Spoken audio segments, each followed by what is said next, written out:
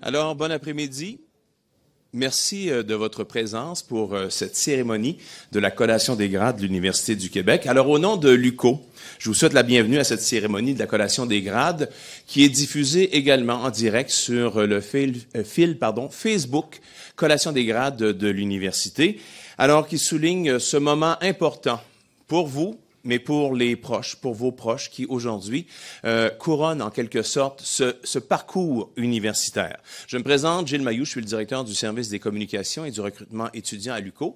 J'ai le privilège d'animer cette cérémonie tout au cours donc de la remise des attestations cet après-midi, des diplômes.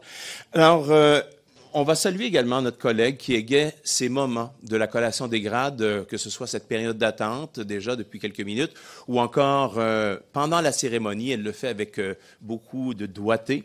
Je vous demande d'applaudir Mme Claire Duguay au piano. Dans quelques instants, débutera la cérémonie. Vous verrez entrer un cortège. Ce cortège sera composé, bien sûr, des personnes dignitaires qui participent activement à la remise des diplômes, des attestations aujourd'hui. Les gens seront vêtus d'une façon particulière, un peu comme je le suis en ce moment, avec une toge. La toge, c'est une grande partie, un grand symbole de cette cérémonie. D'abord, si on réfère au mot latin « collation », ça vient de « collatio », qui signifie conférer un titre, un grade universitaire. La collation des grades marque ainsi donc, depuis le Moyen Âge, la fin des études universitaires. Et pour l'occasion, on revêt la toge. Initialement, c'était porté à l'origine par les Romains, hommes et femmes, et cette toge est devenue l'apanage des dignitaires et des empereurs, d'où son caractère officiel et cérémonieux. La toge est encore portée aujourd'hui par des personnes comme les juges, avocats, mais aussi par les recteurs et professeurs dans le cadre de cérémonies comme celle d'aujourd'hui. Quant à l'épitoge, il s'agit d'un parement aux couleurs de l'université qu'on ajoute par-dessus la toge. L'UQO a 4 types d'épitoges qui correspondent aux 4 grades universitaires qu'elle décerne. D'abord, les certificats, les baccalauréats, les programmes de 2e cycle, dont les maîtrises, et les programmes de doctorat. À l'UQO, les épitoges sont de couleur or et toutes les personnes diplômées porteront donc une toge noire avec une épitoge or qui correspondra au grade que ces personnes recevront aujourd'hui. Par contre, les professeurs et également les personnes chargées de cours qui participent au déroulement de ces collations des grades porteront des toges noires, mais des épitoges de couleurs différentes, selon le dernier grade que ces personnes ont reçu de l'université qu'elles ont fréquentée. Et s'ajoute à ça la toge aux couleurs de l'Université du Québec qui sera portée aujourd'hui notamment par la présidente de l'Université du Québec qui nous fait l'honneur d'être parmi nous aujourd'hui, également par la rectrice de l'Université du Québec en Outaouais, Mme Muriel Laberge. Les diplômés seront coiffés du célèbre mortier, ce bonnet carré et plat avec un gland doré. Le mortier se porte d'une seule façon, c'est-à-dire bien plat sur la tête. Les franges doivent toujours retomber vers l'avant du mortier et au-dessus de l'œil droit. Vous comprendrez tout à l'heure la symbolique parce que une fois le diplôme remis ou que la sanction des diplômes sera prononcée, les diplômés prendront ce gland et l'amèneront devant l'œil gauche. Donc, c'est le passage de finissant à diplômé. Et à la fin de la cérémonie, c'est la tradition du fameux lancer du mortier. Mais vous comprenez qu'avec les plafonds, la hauteur qu'on a ici, on va demander aux gens de quand même de contenir leur élan pour souligner cette fin des études universitaires. Toujours un beau moment quand même de voir les gens lancer le mortier. Cette année, près de 800 étudiantes et étudiants du campus de Saint-Jérôme reçoivent leur diplôme de l'UQO. Et au total, on en a 1927 avec les étudiantes et étudiants qui diplôment à Gatineau. Il y aura aujourd'hui un doctorat honorifique afin de reconnaître publiquement le mérite exceptionnel, les succès et l'excellence de l'œuvre sociale, culturelle, scientifique et artistique ou encore humanitaire de certaines personnes. Donc, l'UQO est fier de décerner cet après-midi un doctorat honorifique à M. Paul-André Boucher, homme de conviction et acteur social du milieu des coopératives de travail. Maintenant, au niveau des consignes, l'Université fait appel à votre collaboration pour assurer le bon déroulement de cette cérémonie. Nous sommes très heureux de pouvoir bénéficier enfin, on va le dire comme ça, d'un certain retour à la normale. L'espace étant tout de même restreint dans cette salle, nous vous demanderons d'éviter de sortir et entrer fréquemment dans la salle afin de ne pas déranger le déroulement de la cérémonie. Pour ce qui est des photographies, nous vous demandons de demeurer à vos places pour en prendre durant la cérémonie. Il y a un photographe officiel qui sera placé ici à l'avant pour prendre chacune des personnes diplômées en photo sur l'estrade et hors de celle-ci. Alors, vous pourrez acheter ces photos en ligne sur le site photograde.ca. On vous demande bien sûr les téléphones cellulaires. Prenez quelques secondes, s'il vous plaît, pour les mettre en mode silencieux, vibration ou encore, moi j'ai choisi de le fermer littéralement. Je me dis, je me concentre cet après-midi. Donc, les téléphones cellulaires, on les met en mode silencieux ou vibration. Et vous pourrez partager les photos que vous prendrez aujourd'hui sur la page Facebook Collation des grades de l'UQO et utiliser le mot-clic UQO dans tous les médias sociaux puisqu'on y est très présent. Une fois que tous les diplômés auront reçu leur attestation, auront pris leurs photos ici sur scène, vous serez invités à aller les rejoindre pour le vin d'honneur de la rectrice en haut à ce qu'on appelle le salon des diplômés, ce que vous avez vu en entrant. Et maintenant, on vous convie aussi à consulter le site web de l'université, page Facebook de la Collation des grades, puisqu'il y aura une multitude de photos d'ambiance qui seront publiées. De plus, chaque cérémonie aujourd'hui, comme je le mentionnais, est captée et diffusée sur le fil Facebook Live de la Collation des grades. Vous pourrez donc revoir cette Collation des grades ou certains moments qui vous sont les plus chers sur Facebook.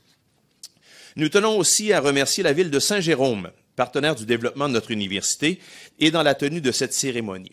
Là-dessus, je vous invite à regarder et écouter le message que nous a préparé le maire de la ville de Saint-Jérôme, M. Marc Boursier. Mon nom est Marc Boursier et je suis le maire de Saint-Jérôme. Aujourd'hui, chers étudiants, chers universitaires, je m'en viens vous entretenir sur une tradition qui, justement, vous concerne ce soir, et c'est la collation des grades. Vous dire que je connais ça vraiment en tant qu'ex-universitaire et diplômé de l'Université de Montréal. Nous, on n'en a pas eu de collation des grades. Alors, ce qu'on avait fait en guise de célébration, c'était de plier notre relevé de notes, faire un avion et de le lancer au loin. C'était vraiment très, très significatif pour nous, comme dans le film de l'époque de Paper Chase. Mais aujourd'hui, vous avez une toge et vous avez également un mortier, qui est le chapeau que vous mettez sur votre tête. On m'a dit que normalement, il devrait être aligné sur un œil avant la diplomation, puis aligné sur l'autre après, et qu'ensuite, vous devez le lancer le plus haut dans les airs. Eh bien, je vous souhaite de le lancer très haut dans les airs, justement, pour célébrer votre diplomation. Je vous félicite, mais aussi, en guise de chance pour le futur, de vous trouver un emploi qui est en relation, justement, avec ce diplôme si chèrement obtenu. Alors, félicitations à tous et bonne chance dans votre future carrière. Merci, M. Lumière, dont je souligne la présence aujourd'hui dans la salle. Il est ici pour assister à la remise du diplôme honorifique à M. Paul-André Boucher. Merci donc de votre présence. Un mot en terminant sur le parcours universitaire qui n'est pas toujours chose facile pour certaines personnes étudiantes qui ont été moins fortunées au cours de leur parcours, justement. Il y a la Fondation de l'UQO qui est là pour donner un coup de pouce à certaines personnes afin de poursuivre ce rêve et de réaliser, justement, ce rêve cher qui est d'obtenir un diplôme universitaire et d'améliorer son sort. L'an dernier, la Fondation de l'université a remis plus de 228 000 $ en bourse aux étudiantes et étudiants de Gatineau et de Saint-Jérôme. Donc, c'est vraiment quelques secondes à prendre pour considérer justement ce rôle de la Fondation de l'université. Et une fois aujourd'hui diplômés, nos vedettes de cette grande journée deviennent automatiquement les membres de l'Association des diplômés de l'université. Merci beaucoup de votre attention. Place maintenant à la collation des grades. Claire Duguay, à vous les notes et la musique pour accueillir le cortège des dignitaires. Je vous demanderai de vous lever, s'il vous plaît, pour les applaudir du même souffle.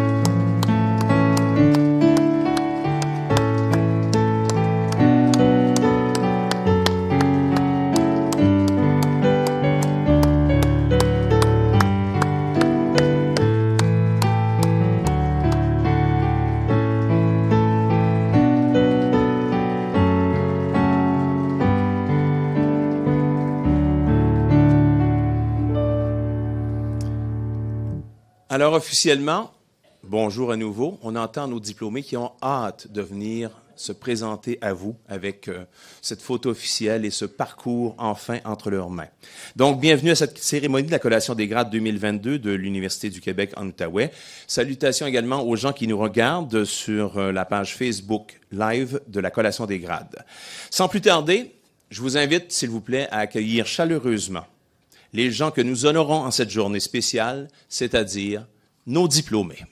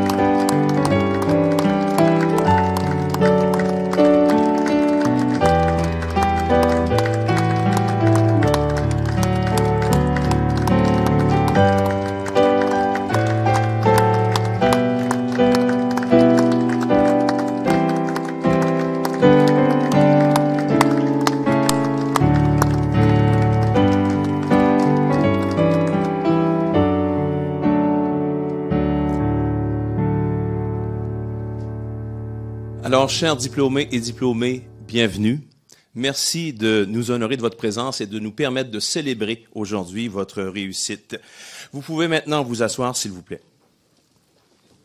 Cette année, nous sommes réunis encore en plus grand nombre. C'est fort agréable que l'an dernier pour célébrer votre réussite. Permettez-moi d'abord de vous présenter les personnes assises dans les rangées d'honneur sur la scène. Je vous prierai d'attendre la fin des présentations pour les applaudissements, s'il vous plaît. Tout d'abord, à ma gauche, M. Adel El-Zaïm, vice-recteur à la recherche, à la création, au partenariat et à l'internationalisation. M. Alain Godmer, vice-recteur à l'administration et aux ressources. M. Vincent Beauséjour, vice-recteur à l'enseignement et à la réussite. M. Patrick Duguay, président du conseil d'administration de l'Université du Québec en Outaouais.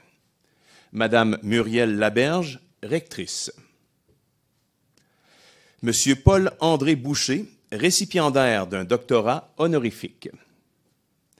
Madame Joanne Jean, présidente de l'Université du Québec. Madame Hélène Forget, doyenne des études. Madame Sophie Ouellette, secrétaire générale de l'Université. Dans la deuxième rangée à l'arrière, Madame Véronique Legal, professeure et directrice du module des sciences de l'administration. Madame Manel Kamoun, professeure et co-responsable des programmes de deuxième cycle. Et Madame Marie-Laure Diot, professeure au département des sciences administratives. On les applaudit, s'il vous plaît.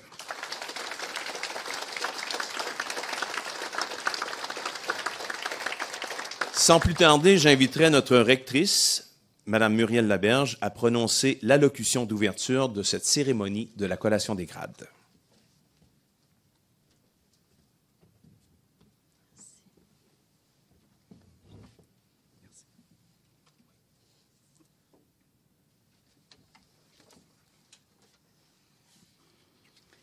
Madame la présidente de l'Université du Québec, Monsieur le président du conseil d'administration de l'UQO, Monsieur Paul-André Boucher, récipiendaire d'un doctorat honorifique de l'UQO. Je tiens aussi à souligner la présence de Monsieur Lalande, préfet de la MRC Rivière-du-Nord. Je crois qu'il est ici. Mesdames et messieurs les diplômés, parents et amis, chers collègues, D'entrée de jeu, je tiens à souligner que nous travaillons, étudions et vivons sur le territoire traditionnel non cédé de la nation algonquine, Anishinaabe, le Nitakinan, et nous remercions les membres de cette nation pour son accueil sur son territoire, miigwech. Au nom de toute la communauté universitaire, je vous souhaite la plus chaleureuse et cordiale bienvenue à cette cérémonie de la collation des grades de l'UQO. Cet événement représente l'aboutissement d'une étape importante à la suite de votre cheminement universitaire qui s'est étendu sur plusieurs années. Vous avez dorénavant un atout de plus dans votre parcours, une formation universitaire que vous avez reçue de l'UQO et par laquelle vous détenez maintenant des connaissances spécifiques, mais également un bagage d'expériences riches qui ont contribué à forger votre esprit et à vous préparer à relever les défis d'un monde en transformation rapide. Nous sommes en effet entrés dans une ère de grands changements qui ont déjà commencé à affecter le marché de l'emploi, notamment en raison des nouvelles technologies. Si on y ajoute les bouleversements que continue d'entraîner la pandémie pour de nombreux secteurs de notre économie et de notre société, on comprend l'immense capacité d'adaptation qu'il vous faut maintenant déployer afin de faire votre place sur ce marché du travail. Le diplôme universitaire que vous venez d'acquérir est un outil essentiel pour faire face à ces changements. Il est primordial pour moi que l'UQO offre le meilleur environnement possible pour permettre à nos étudiantes et nos étudiants de bénéficier d'une formation de grande qualité.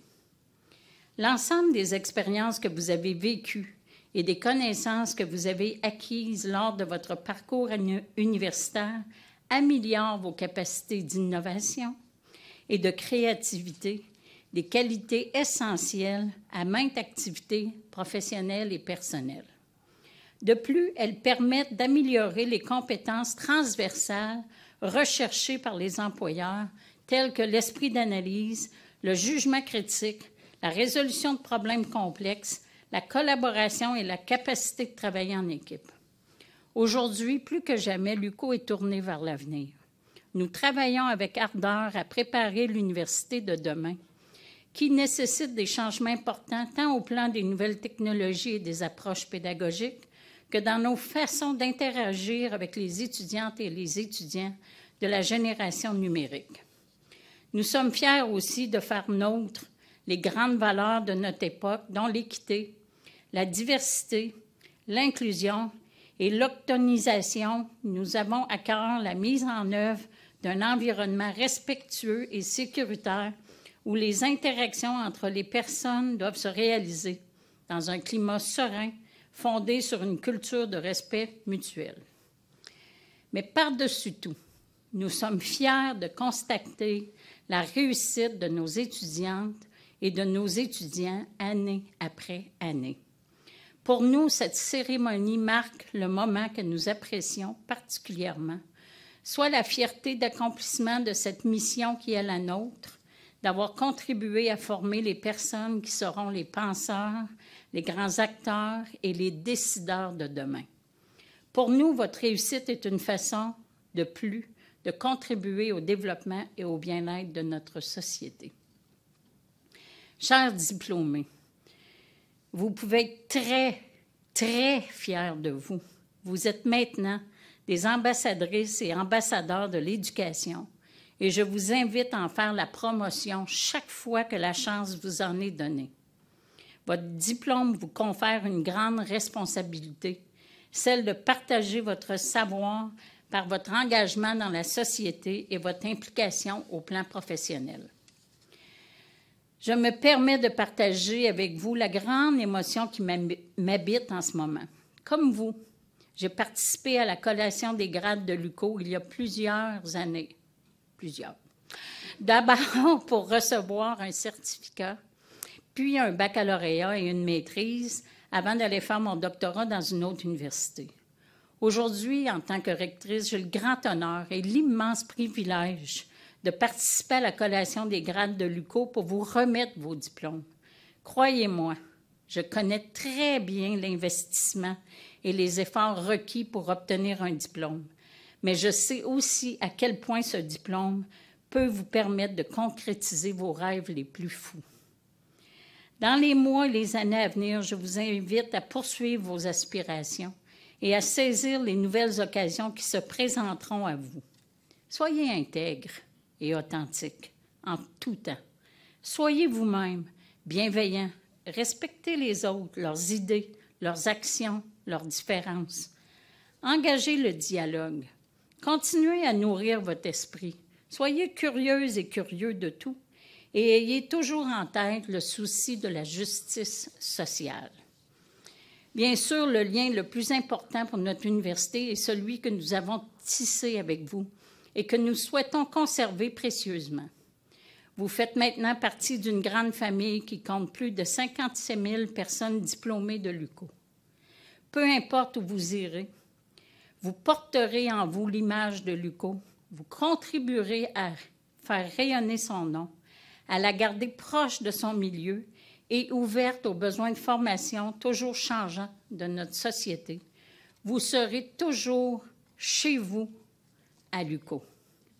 Je vous encourage à continuer à vous investir dans l'avenir de votre université en participant activement aux activités de l'UQO, de sa fondation et des services aux diplômés dont vous faites désormais partie.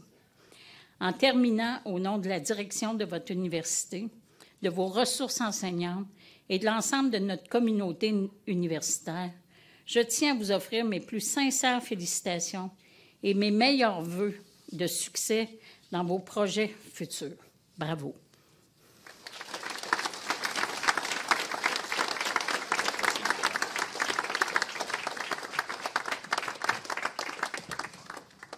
Merci beaucoup, Madame Laberge. J'invite maintenant la présidente du réseau des universités du Québec qui nous fait l'honneur de sa présence aujourd'hui, une fois de plus. Je l'invite, Madame Joanne Jean, à vous adresser la parole.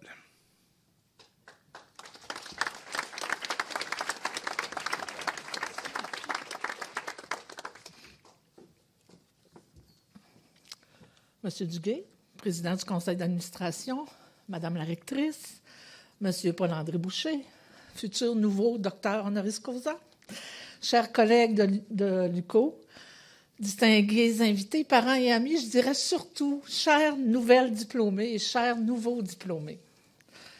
C'est vraiment avec grand plaisir et fierté que je me joins à vous aujourd'hui à l'occasion de cette cérémonie de collation des grades afin de célébrer votre réussite et d'honorer aussi une personne que je qualifierais de remarquable, M. Paul-André Boucher. Je reviens à vous, chers diplômés. Plusieurs défis ont certainement ponctué votre parcours. Peut-être avez-vous même douté en cours de route, mais visiblement, vous avez persévéré. Votre réussite aujourd'hui en témoigne.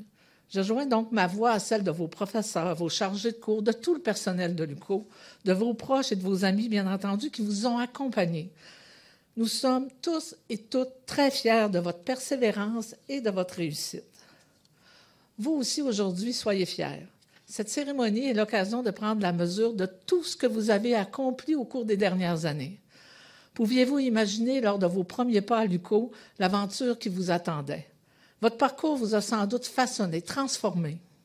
Tous les efforts consacrés à vos études, dont certainement une petite partie ou une grande partie ont dû être réalisés à distance, sont certainement un des investissements les plus importants que vous pouviez faire pour votre carrière et aussi pour vous, en tant que citoyenne et citoyen du monde.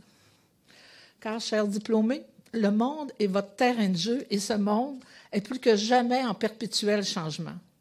Pour bâtir leur avenir, tous les pays misent sur le savoir, la recherche et l'innovation. Et la pandémie a accéléré cette tendance. Les conditions actuelles accentuent le changement de paradigme dans le monde du travail. Nos économies ont besoin de professionnels hautement qualifiés et ouverts sur le monde pour prospérer et assurer le bien commun. La société de demain a besoin de tous les talents, dont les vôtres, chers diplômés. Sur le plan professionnel, nul ne peut prédire où vous serez dans 5, 10, voire 20 ans. Les carrières ont toujours été difficiles à prévoir. Et nos sociétés de demain auront besoin d'emplois qui ne sont même pas encore créés aujourd'hui.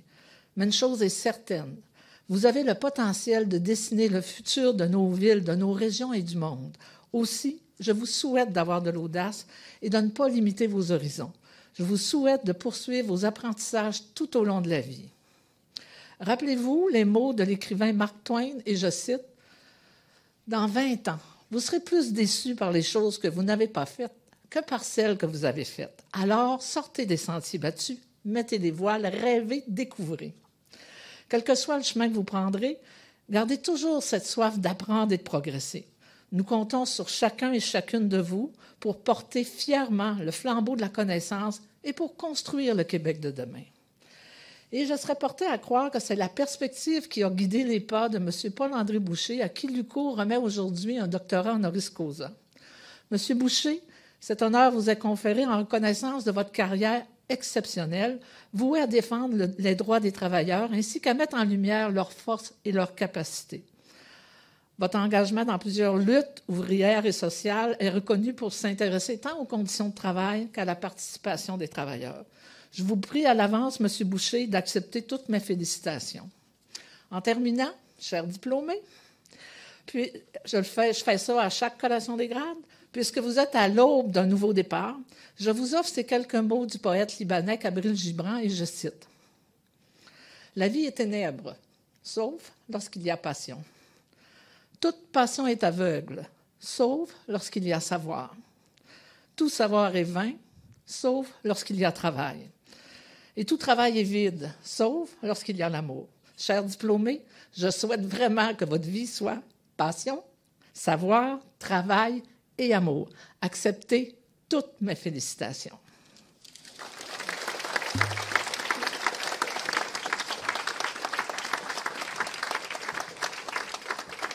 Merci à vous, Madame Jean. La rectrice, les membres du conseil d'administration, les professeurs, personnes chargées de cours et tout le personnel de l'Université du Québec en Outaouais sont ici réunis pour vous, pour cette cérémonie de la collation des grades 2022.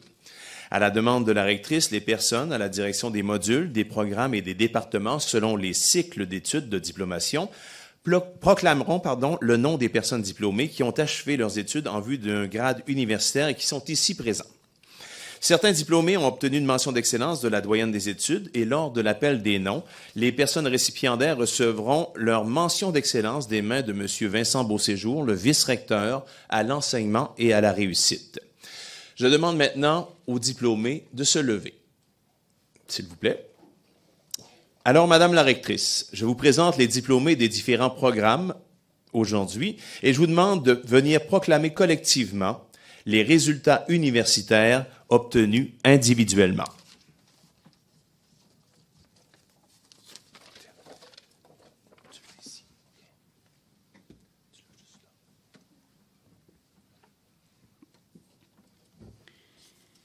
À titre de rectrice de l'Université du Québec en Outaouais, moi, Muriel Laberge, proclame solennellement les résultats universitaires que vous avez obtenus en vue des grades universitaires qui vous sont décernés avec le titre et tous les honneurs, droits et privilèges qui y sont attachés.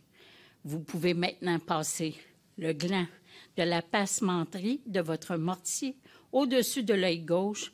Cela signifie que vous êtes désormais diplômé.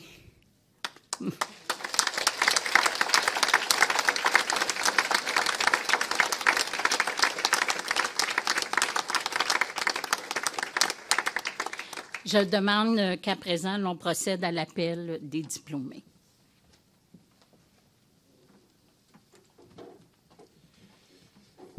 Merci, Madame la rectrice.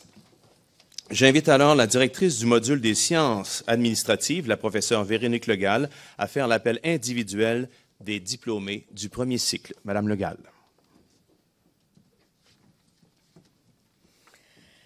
Très chers diplômés, ça y est.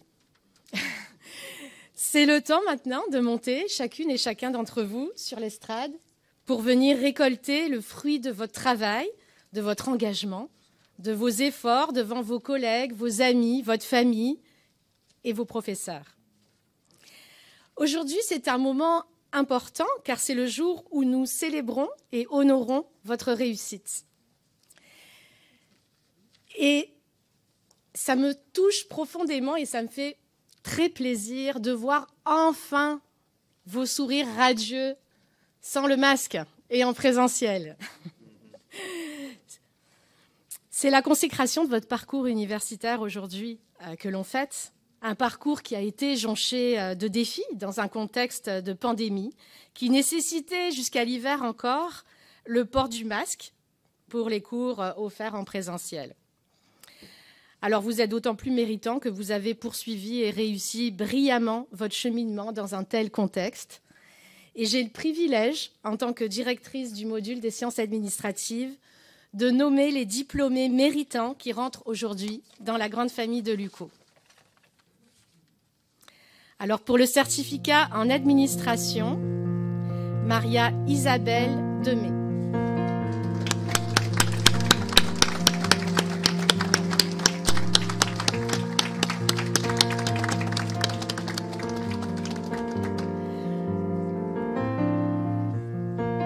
Pour le baccalauréat en administration, Arthur Bach.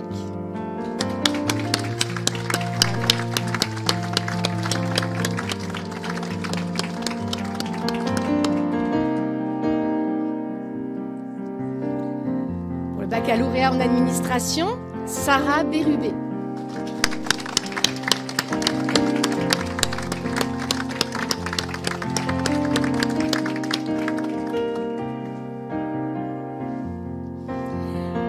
À présent, Chloé Crevier-Richer. Bravo.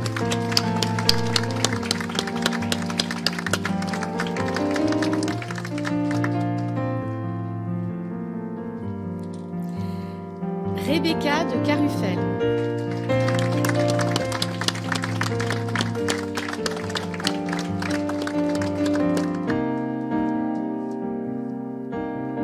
Madame Céleste Dubois.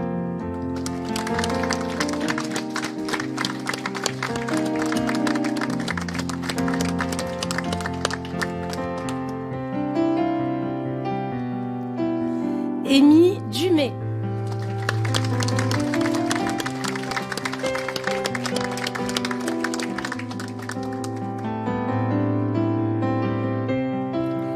Michel Elkoury.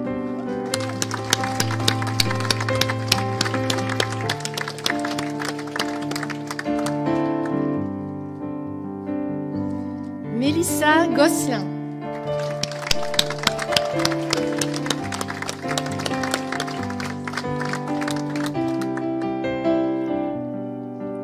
Monsieur Antoine Kilanowski.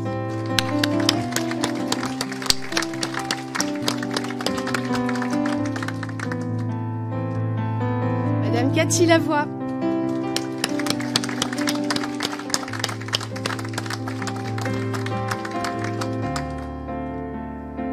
Madame Stéphanie Lebrun.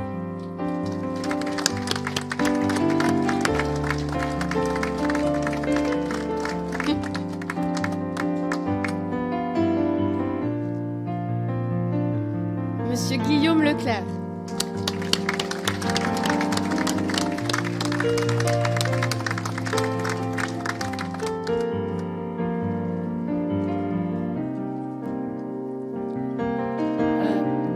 Madame Amandine McLogan.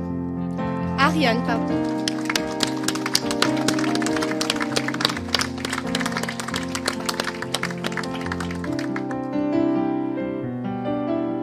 Monsieur Anthony Morin.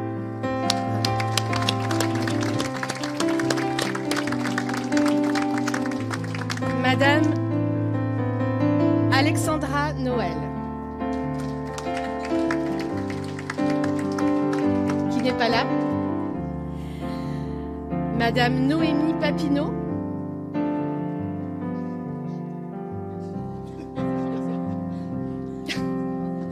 Alexandra, bravo.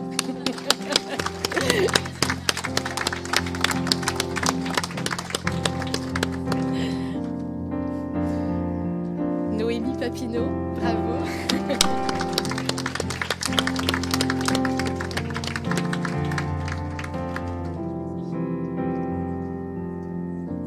Béatrice Paré.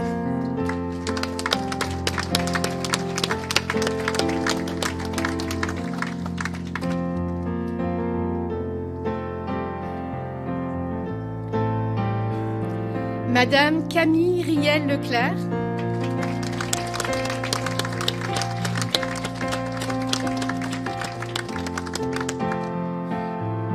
Madame Amélie Roy.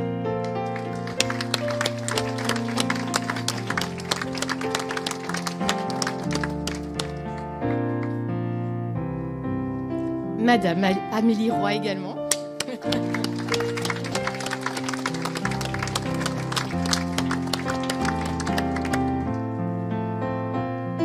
Madame Frédérique Simard.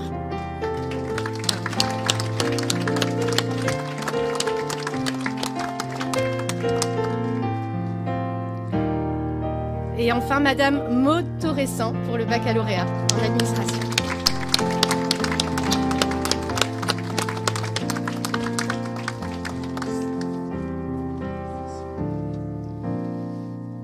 Merci beaucoup, professeur Legal. J'invite maintenant votre collègue, la professeure Manel Camoun, co-responsable des programmes de deuxième cycle, à faire l'appel des personnes diplômées, s'il vous plaît.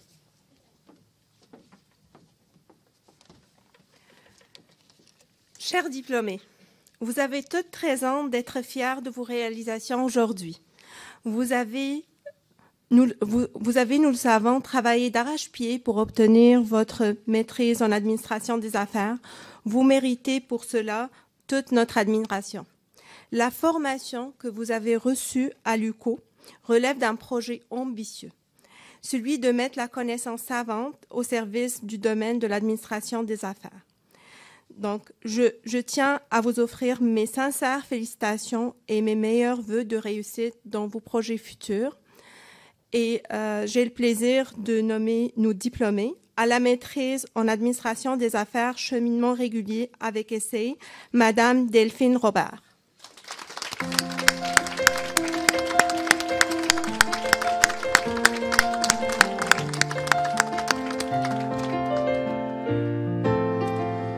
Monsieur David Farley.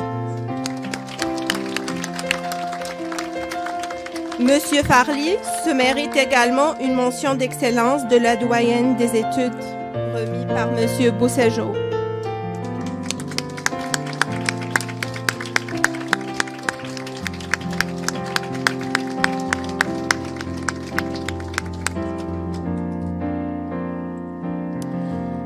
Madame Audrey-Anne Truchon.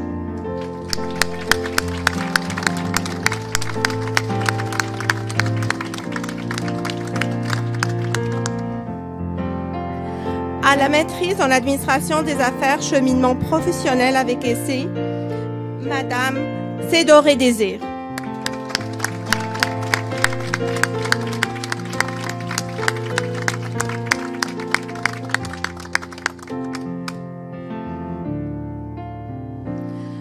Monsieur Hakim Moussayaf.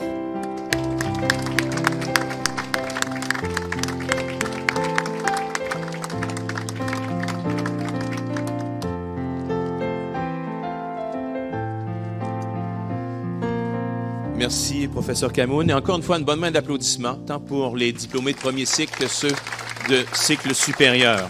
Bravo.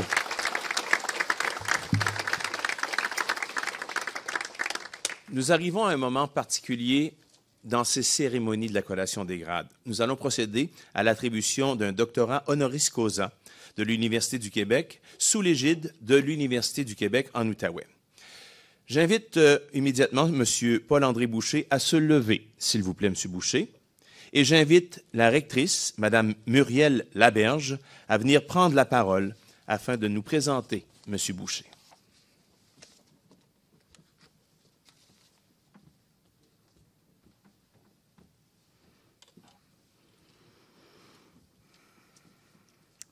Monsieur Boucher, j'oserais même dire cher confrère, hein, puisqu'on a œuvré tous les deux dans le mouvement syndical. Homme de conviction et acteur social du milieu des coopératives de travail et de l'autogestion Paul-André Boucher a été au cœur d'innovations sociales importantes, tant par son implication syndicale que par son apport au développement et à la consolidation du mouvement coopératif. Né à Montréal, Paul-André Boucher a grandi à Saint-Jérôme, dans une famille modeste. À 17 ans, avec une 9e année secondaire et une année de formation en mécanique à l'École des arts et métiers de Saint-Jérôme en poche, il décroche un emploi de manutentionnaire chez Pepsi à Saint-Jérôme. Un an plus tard, en 1964, il obtient un emploi chez Regent Knighting Miles, où il fait ses premiers pas dans un milieu ouvrier syndiqué et devient rapidement un militant syndical convaincu. En 1966, reconnu pour ses idées nouvelles et ses valeurs de solidarité, il est choisi comme délégué syndical de son département. Lors de cette même année, il vit de l'intérieur sa première grève, sous forme de grève perlée, qui conduit à l'une des meilleures conventions collectives de l'histoire de la Regent Knighting Miles. Riche de cette expérience et déterminé à favoriser l'équité et la justice dans son milieu de travail, Paul-André Boucher occupe par la suite des fonctions plus importantes au sein du syndicat, le local 1475 de l'Union des ouvriers du textile d'Amérique, un syndicat international dont la section locale est affiliée à la Fédération des travailleurs et travailleuses du Québec, FTQ. Il y assume les rôles de directeur, de trésorier, puis de président. Parallèlement à cette fonction, il agit à titre de président du Conseil du travail FTQ de Saint-Jérôme. Dès le début de son mandat à la présidence du syndicat, Paul-André Boucher rédige avec l'exécutif un rapport qui sera par la suite diffusé par la FTQ. Fortement inspiré par le militantisme de Paul-André Boucher, la vision innovatrice véhiculée dans ce rapport dépasse les limites de la négociation traditionnelle des conditions économiques du travail et touche à l'organisation du travail, à la gouvernance de l'entreprise et à la participation ouvrière.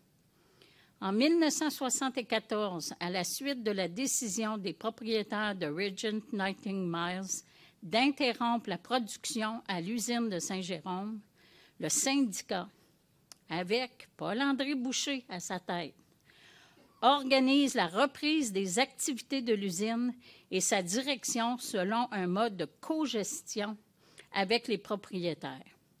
L'année suivante, le syndicat acquiert l'usine et élabore le projet innovant d'autogestion et de coopérative de travailleurs Tricophile, au sein duquel l'organisation de l'entreprise est complètement revue.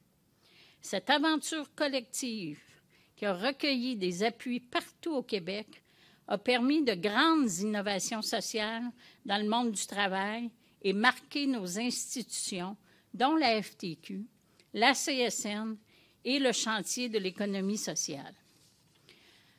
Paul-André Boucher, dont les actions ont toujours été fondées par son profond humanisme, délaisse par la suite temporairement ses responsabilités syndicales pour exercer le rôle de président du conseil d'administration de Tricophile, en plus d'assumer sa direction générale et la fonction de secrétaire archiviste du conseil d'administration.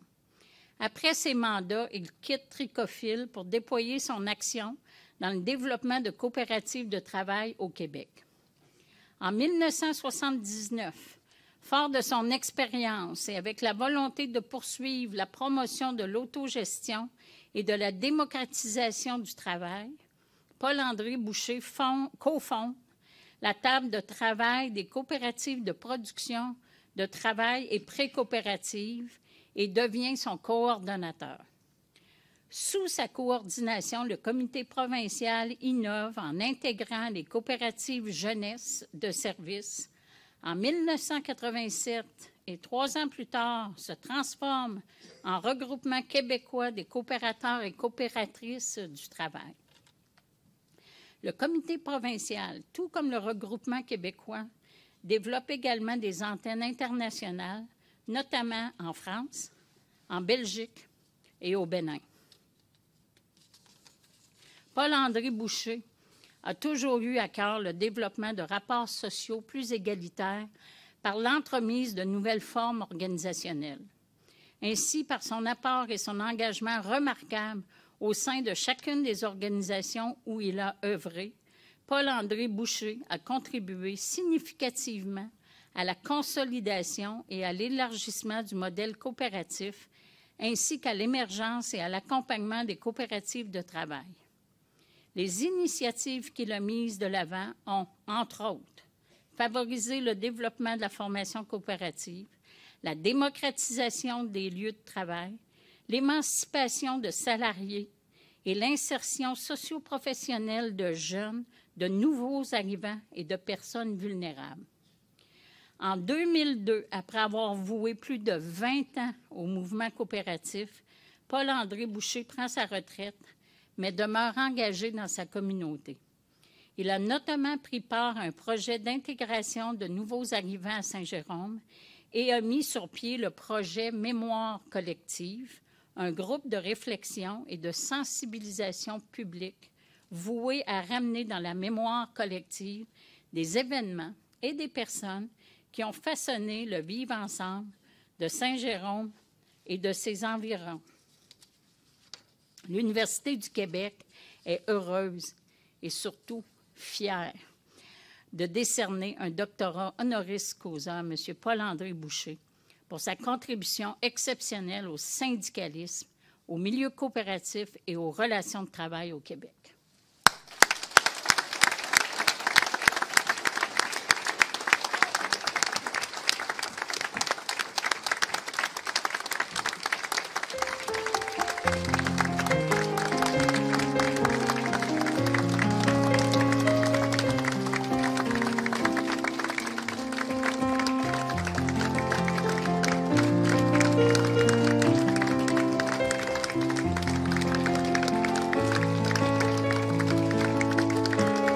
J'invite maintenant la présidente de l'Université du Québec, Mme Joanne Jean, à se joindre à la rectrice, Mme Laberge, pour remettre le doctorat honorifique à M. Paul-André Boucher. Donc, remise du doctorat honorifique également de la plaque.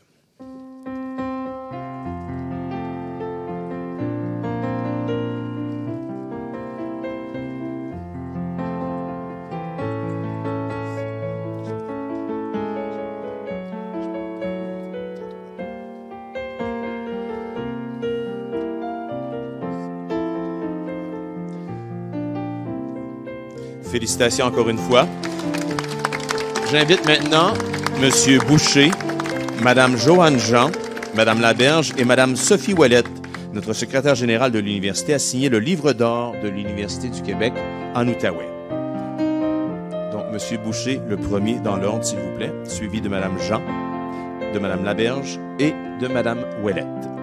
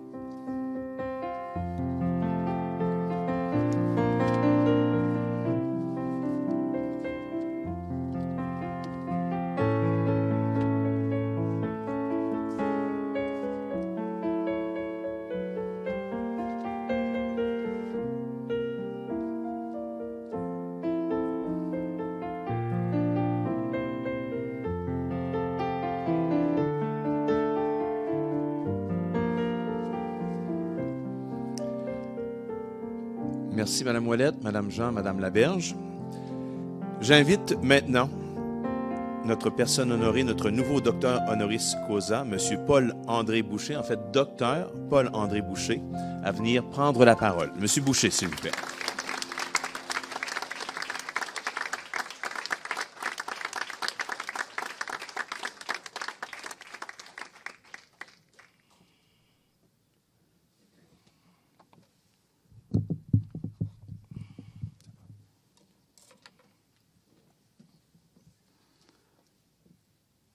Bonjour tout le monde, merci. Avant de faire la présentation officielle,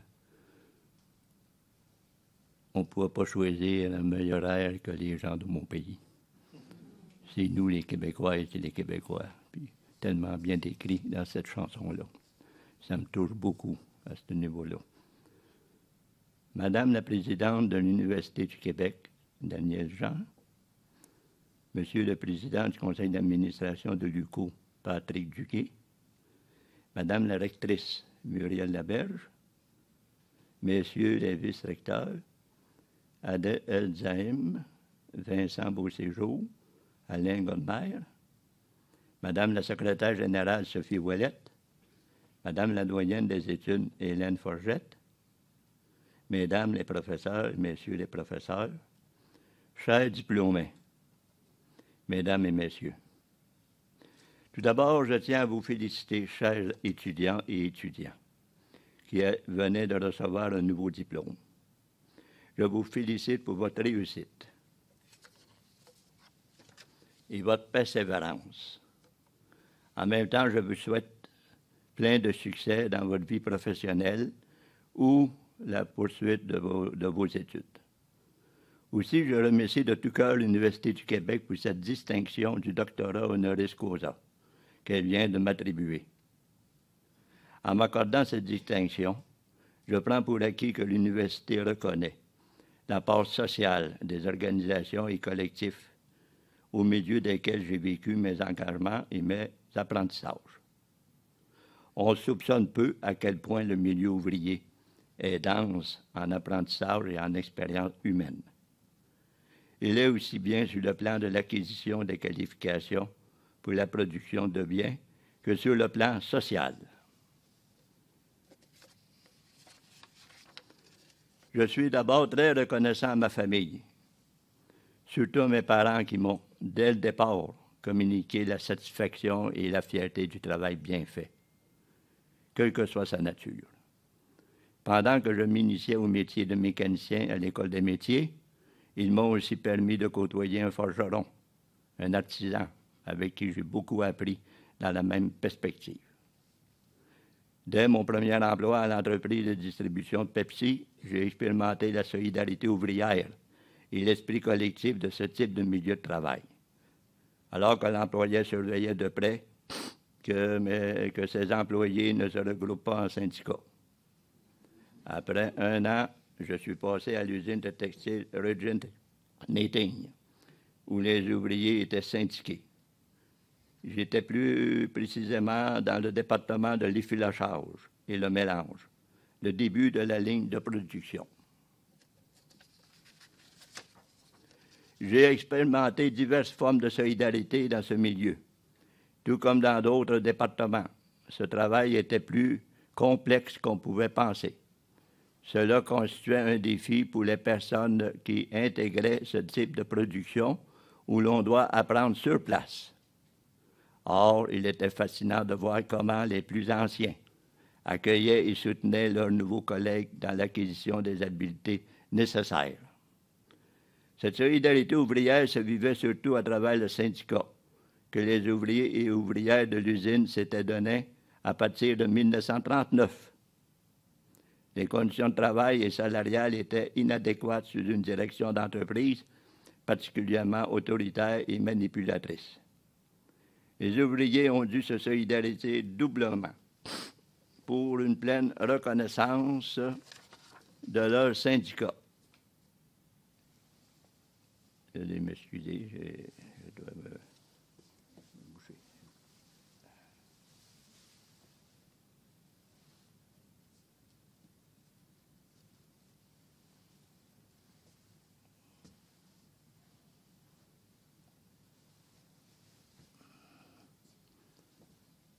Dans un tel environnement, le syndicat a dû mener de longs arrêts de travail pour en arriver enfin à de véritables gains en 1960, lors de la 4e grève. Cela ne l'a pas empêché de devoir vivre en 1963 une grève qui a duré 5 mois. Et 1 mois avant de retourner au travail, en réalité, donc on peut parler de 6 mois. C'est l'année suivante que je suis entré dans l'usine. Peu après, le secrétaire archiviste m'a rencontré pour m'expliquer comment fonctionne un syndicat et me faire part de l'histoire des luttes d'une autre. Ces rencontres avec ses responsables m'ont beaucoup appris. Elles m'ont motivé à m'impliquer de plus en plus dans mon syndicat, en commençant par ma participation régulière aux assemblées générales des membres. Après 2 ans de travail dans le département de l'effilochage et mélange, mes collègues m'ont choisi comme délégué syndical de la section. Peu après, j'ai intégré l'exécutif du syndicat comme directeur. Ensuite, j'ai occupé successivement les fonctions de secrétaire trésorier, de président du syndicat. Peu après, j'ai été désigné président du Conseil du travail de Saint-Jérôme, une division régionale de la FTQ-CTC, c'est-à-dire le Congrès du travail du Canada. Ce récit montre aussi qu'un syndicat n'est pas isolé, mais qu'il se retrouve dans un réseau important de solidarité et de ressources dans l'espace régional et national, une sorte d'écosystème social. Avant de devenir président du syndicat, j'ai vécu en 1966 une action syndicale d'un type particulier. Au lieu de tenir une grève générale dans l'ensemble de l'usine, avec une ligne de piquetage à l'extérieur des bâtiments, nous avons décidé de débrayer département par département, ce que nous avons appelé une grève perlée. Ainsi, les départements qui suivaient dans la ligne de production se voyaient manquer de la matière première pour leur propre travail. Cela nous a permis de découvrir la complexité de la ligne de production et la dépendance du travail des uns et des autres pour poursuivre sa propre activité. Chaque personne devenait ainsi indispensable. Cela révélait une base de solidarité organique qui assurait la bonne marche de la production ainsi que l'emploi qui nous permettait de vivre. Puis l'efficacité de cette grève perlée-là, elle le démontre bien. En 1963, on a été 6 mois à l'extérieur. En 1966, 3 semaines après, on signait une convention et c'était la meilleure convention qui avait été signée jusqu'à maintenant.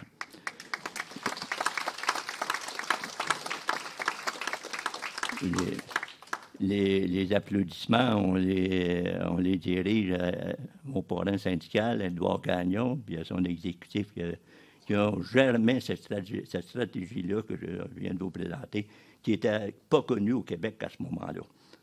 En novembre et décembre 1972, nous avons poursuivi cet apprentissage au moment où les propriétaires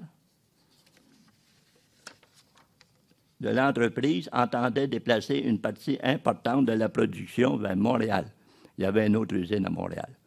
D'où le risque de perdre jusqu'à 310 emplois chez nous, ce qui nous paraissait inacceptable. Nous avons alors décidé d'occuper l'usine pendant 3 semaines pour obliger la compagnie à continuer les opérations à Saint-Jérôme. En même temps, nous avons organisé des visites successives département par département. Ainsi, chaque ouvrier et ouvrière pouvait saisir encore plus concrètement le processus de production et l'interdépendance entre nous pour arriver à un produit final. Nous avons même organisé des visites libres de la population dans la même perspective, ce qui a suscité des appuis dans le milieu. Avec cette action syndicale inhabituelle, nous avons appris ensemble que nous étions capables de faire fonctionner l'usine sans la présence de la direction. Nous avons poursuivi ces apprentissages en février 1975 comme autogestionnaires de l'usine, alors que nous en devenions propriétaires collectivement sous le nom de Tricophile.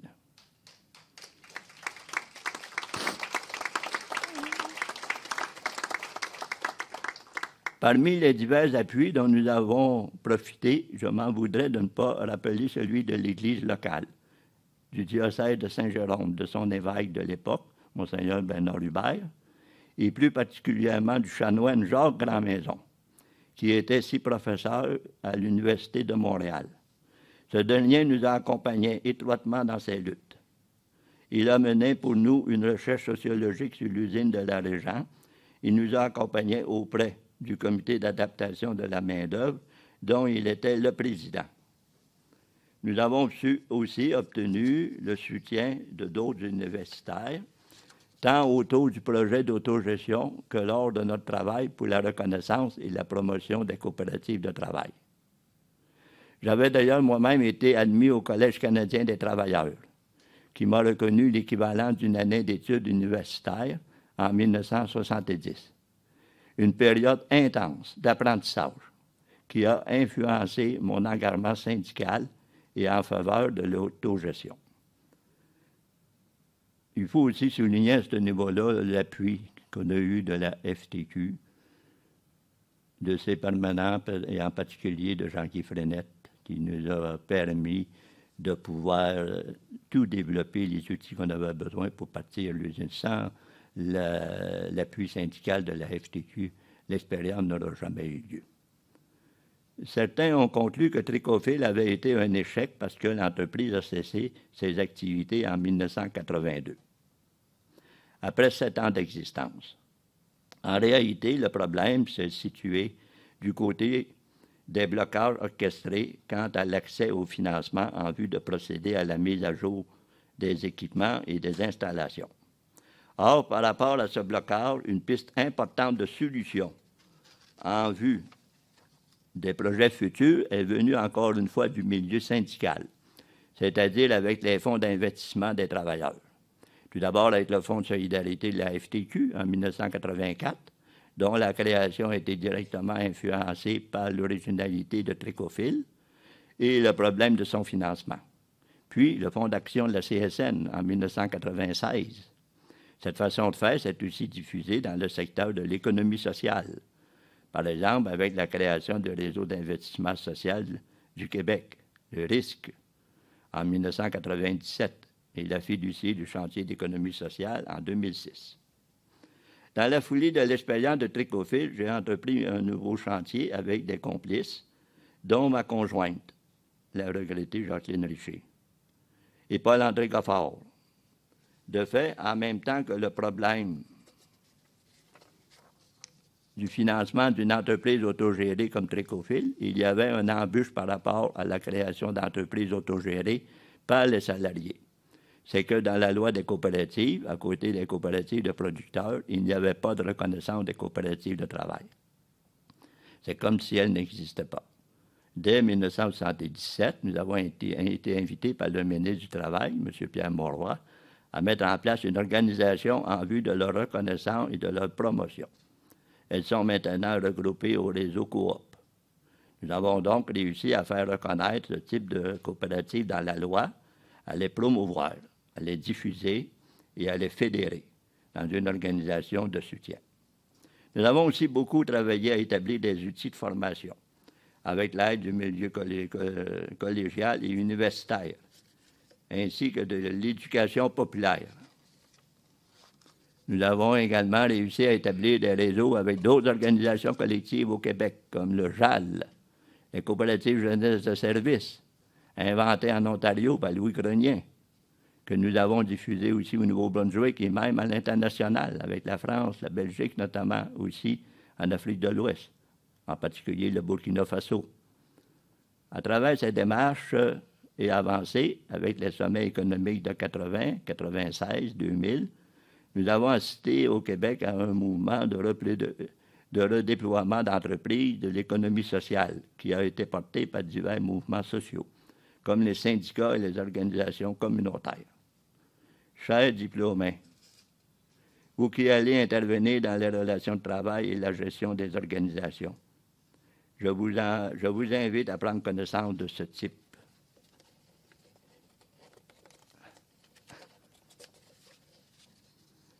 type particulier d'organisation et d'esprit de solidarité collective et sociale qui les traverse, ainsi que de leur important sens de responsabilité. Lorsque l'on prend en considération cet esprit et le respect, où on y découvre un potentiel insoupçonné de créativité et d'efficacité. On y apprend beaucoup. Ces formes d'organisation ont fleuri dans notre société depuis une cinquantaine d'années. Ce n'est pas pour rien que le Québec est considéré à l'international comme ayant construit un modèle de développement particulier. Tricofil est devenu, en quelque sorte, emblématique, une référence. Aussi, dès le départ du processus de regroupement des coopératives de travail, j'ai cherché à mieux comprendre l'expérience de Tricofil. J'ai profité de la collaboration de Jean-Louis Martel des HEC pour écrire le livre « Tricofil tel que vécu ». C'est pourquoi, avec des professeurs de l'UQO, nous sommes à organiser un colloque sur l'occupation de l'usine de la Régent en 1972 et l'émergence du projet Tricofil. Ce colloque se tiendra le 25 novembre prochain, ici même, dans ces locaux. Un demi-siècle plus tard, nous sentons collectivement le besoin d'encore mieux comprendre ce processus de construction sociale qui se poursuit en vue d'une société plus juste et plus démocratique. Et je terminerai en vous invitant, étudiants et étudiantes. Je n'ai pas étudié longtemps à l'université, mais j'ai eu la chance, grâce au Collège canadien des travailleurs, de passer 2 mois à l'Université de Montréal. D'ailleurs, on m'a remis un crédit de l'équivalent d'une année universitaire. Donc, c'était vraiment des cours intensifs. Mais j'ai pu vivre cette expérience-là où ça a été une occasion de réfléchir, de rêver. Et ça m'a tellement aidé. Et c'est dans ce sens-là que je me dis qu'il y a une chose qui manque dans ces entreprises collectives-là, qui manquait à l'époque, et on me dit encore aujourd'hui que ça se fait rare. Et moi, je vous invite, particulièrement au niveau de l'administration, des ressources humaines, à vous intéresser au niveau de l'entrepreneuriat collectif. On a des défis immenses au niveau du Québec, présentement. Et on va pouvoir les réaliser beaucoup à travers ce processus-là, c'est-à-dire un processus de concertation au niveau syndical, au niveau patronal, avec les gouvernements. Donc, et ça, une des grandes leçons qu'on retient de Tricofil, c'est Jacques Lamaison qui nous l'a fait connaître. Ça faisait 1 an qu'on était en opération. Puis là, on a dit à Jacques, Jacques, là, il faut que tu viennes nous parler. Là, on vit 1 an, ça fait 1 an, on est en autogestion, mais il y a quelque chose qui accroche à quelque part. Là, on s'est réunis, on a passé une journée ensemble en atelier, tout ça. Et Jacques nous a fait comprendre, il nous a dit, écoutez, vous êtes dans un nouveau modèle, c'est l'autogestion. Et il dit, votre vieil habit, il dit, de défense des droits des travailleurs, vous êtes obligé de le mettre de côté, puis rentrer dans un nouveau processus mental d'organisation du travail. Puis moi, je pense qu'on vit la même chose aujourd'hui. Mais quand on embarque dans ce processus-là, vous ne savez pas quelle force qu'on va chercher avec les autres alentours de nous autres, que tout seul, malheureusement, on n'a pas cette énergie-là. Pour l'avoir expérimenté assez souvent, je partais du bureau le soir, que j'étais épuisé par les problèmes. Puis, grâce à l'énergie que je pouvais trouver dans une réunion le lendemain, hop, on va de l'avant. C'est ça, la force collective comme telle. Puis, je vous félicite. Puis, il faut toujours, ma conjointe disait tout le temps, on ne baisse pas les bras. Il ne faut pas baisser les bras non plus. Merci beaucoup de votre attention.